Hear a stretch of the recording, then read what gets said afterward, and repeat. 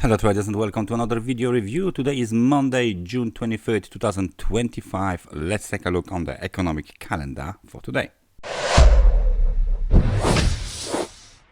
Bank services PMI data from Japan were better than the previous one of 51 points with the actual number of 51.5. During the London session, we got the very nice release of the manufacturing PMI beats the expectations of 48.9 with the 49. This data are from German. Services in France are down from 48.9 to 48.7, and the Eurozone manufacturing PMI is in the same level, 49.4, and composite PMI 50.2. So this is exactly the same level as we got last month. In the UK, global manufacturing PMI are better than expected, 47.7, so improved from 46.4. Composite PMI up from 50.3 to 50.7, and services PMI up from 50.9 to 51.3. So very good data from the UK economy. Obviously, we are still waiting for the data from the US. Services PMI, composite PMI, and manufacturing PMI data from the USA are scheduled for release at 3:45. Existing home sales are scheduled for release at 4 o'clock. FOMC Baumann will give a speech at 4 o'clock as well, and German BUA President Joachim Nagel will give a speech at 5 o'clock. As you can see here, this is the last event for today. So without any further ado, let's take a look at the charts. We'll start with euro dollar.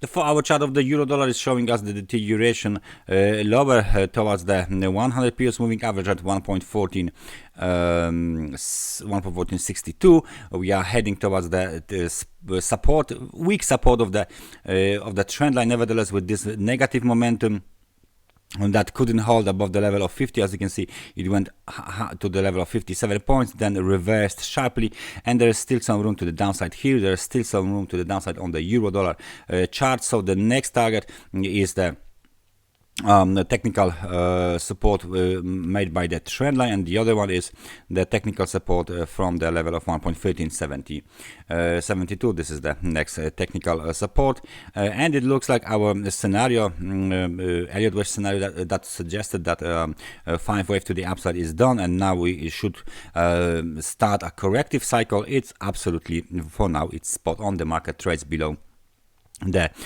trend line, below the wave 5 high at 1.1632, and only a sustained breakout above the wave 5 high would likely change the view to more bullish. However, for now, this is not the case. Cable, after the very nice data, is showing a weakness across the board. The bulls managed to retrace 50% of the recent swing to the downside, and then the market starts to move lower. So key technical resistance, as indicated by the arrow, is 100 periods moving average on a 4-hour time frame chart located at 1.3516. There is the technical resistance at 1.3515. There's another technical resistance located at the level of, let me just move it to the newest data. This is the level 1.3455. As you can see, we are most likely below the 100 periods moving average. We are most likely below the Friday low. Right now we are testing this 1.3388 level. Any breakout lower would likely put the level of 1.3358 to the test, and if there is another breakout to the downside, the next target might be 1.3205. Momentum tried to move above the level of 50. It hit 53 and then sharply reversed. Room to the downside, room to the downside. US dollar should be gaining across the board. Let's take a look at the US dollar index. So the US dollar is gaining across the board. The market is showing us very positive, very strong momentum. We broke above the level of 50 already, and now we are heading higher. So this is something we don't actually need right now. Let me just take a look here. Where is the next target? Well, the next target is the technical resistance. This technical resistance is obviously here, 99.36, and it's being tested anytime now. In case of a breakout higher, another level is located at 100.51. That's the another level, and obviously it all means that the US dollar will be most likely very nicely rising across the board, not only on the majors but as well on the minor pairs. There you go. This is the trend line. I just would want to show you this trend line because we can see clearly that the market broke above this trend line. You can see we broke above this trend line, tested it, and now we are coming back for more. The next technical resistance 99.36. Any breakout higher is welcome for the bulls. There is still plenty of room to the upside, a little bit low, a little bit less of the room here on the momentum. Nevertheless, it looks like the S&P 500 wants to go higher. And now the last but not least, let's take a look at the crude oil. The crude oil is consolidating the recent gains around the level of 73.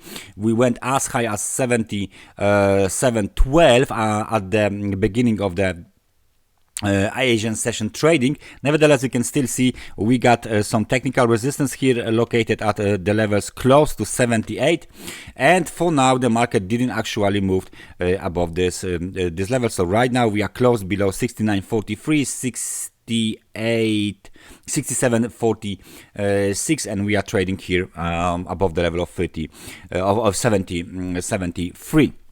Momentum is decreasing, as you can see on the 4-hour time frame chart. Right now the momentum is at the level of 47 points, slightly below the level of 50. Let me just place this level of 50 on the chart, slightly below the level of 50.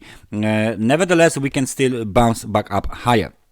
There is a clear bearish divergence from the technical point of view between the price low price likely at the level of 77, and of course decreasing momentum. So we should see some kind of a weakness, maybe even towards 69, and then the market is ready for another leg higher. And last but not least, let's take a look at the Bitcoin. Bitcoin got hit hard below the technical level. We got obviously our favorite demand zone. As you can see, it went straight towards the demand zone. Local low was made a little bit below this demand zone. As you can see, this is the Friday low, 98,124, and now the market is trying to bounce from this level. We are already above the $100,000. So next technical resistance are exactly the same that we had as a technical support, and it looks like there is some kind of a bearish pressure that builds up here for the bulls. There you go, for the market, excuse me. This is the swing high from the May 2nd 2025. Let's make it as a technical support because the market almost hit this level.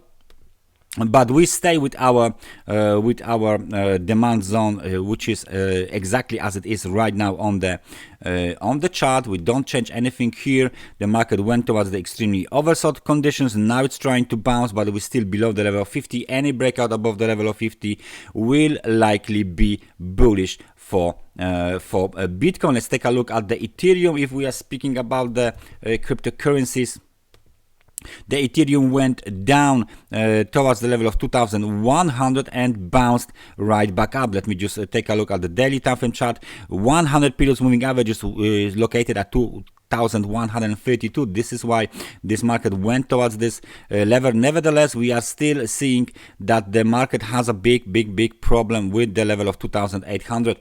So the bulls are unable to break above this level and continue this very nice movement to the upside. Maybe this pullback lower will be positive for them, and they will regain the strength and will be able to move way higher.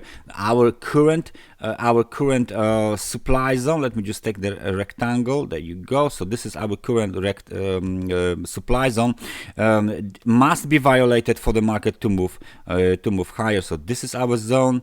There you go. So you don't miss it.